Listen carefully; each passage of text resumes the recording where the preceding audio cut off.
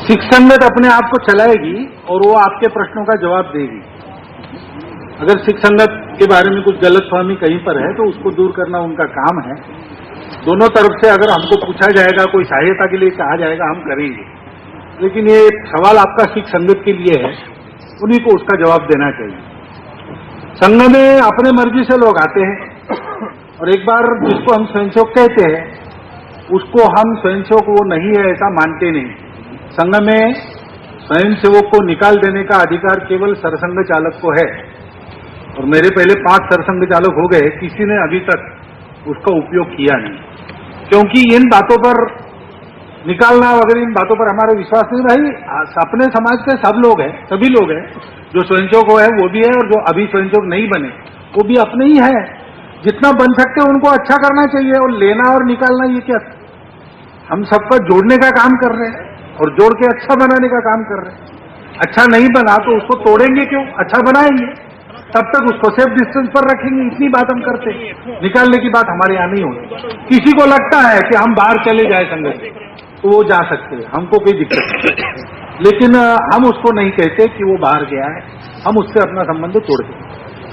Hello, संघ के एजेंडे में काफी पहले धारा 370 और समान नागरिक संहिता रहा करता था, लेकिन बाद के काफी समय में ये दो जो मुद्दे हैं ये लगता है कि संघ से छूट गए हैं या संघ इससे बहुत ज्यादा अग्रेसिव नहीं है।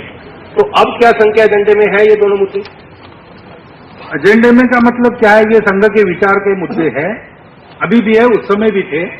उसके बारे में संघ का उस समय जो मत था वो आज भी है, वो बदला नहीं है। इसके बारे कई बार संघ इसके बारे में बोल चुका है, अभी भी बोलता हूं, मैं कई बार बोला हूं इसके बारे में। तो इसलिए आपको लगता होगा कि अभी एजेंडे में, ऐसा नहीं है, वो है, हमारे विचार के मुद्दे हैं, क्योंकि वो देश के और अखंडता और सुरक्षा से संबंधित है और उसके बारे में पहले जो संघ सोचता था वही आज भी सोचता है। भागवत जी, आपने कहा है कि आप सभी को सलाह मशवरा देते हैं।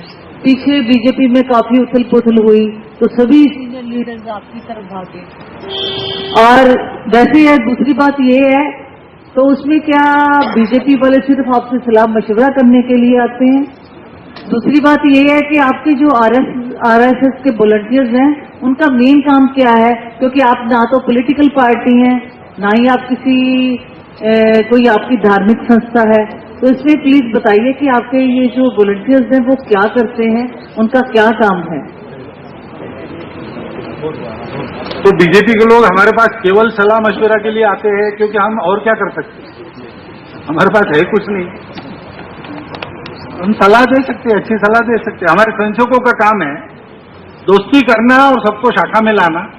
शाखा का एक ट्रेनिंग है अच्छा व्यक्ति बनने का, उसमें सबको नियमित रखना, इतने काम की उनसे अपेक्षा है।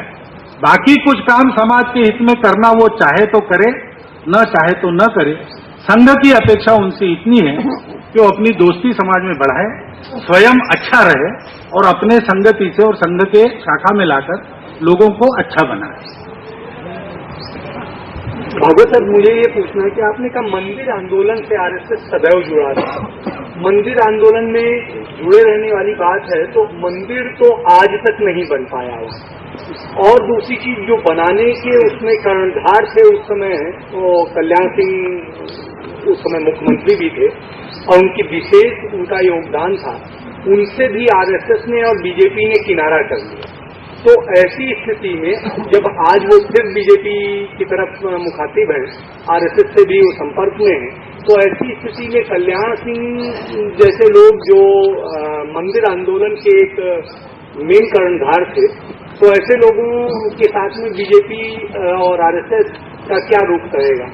तो क्या मंदिर आंदोलन के कर्णधार संत महात्मा है, उनकी एक निर्णायक समिति है, वो निर्णय करती है, उसके निर्णयों के अनुसार संघ चलेगा।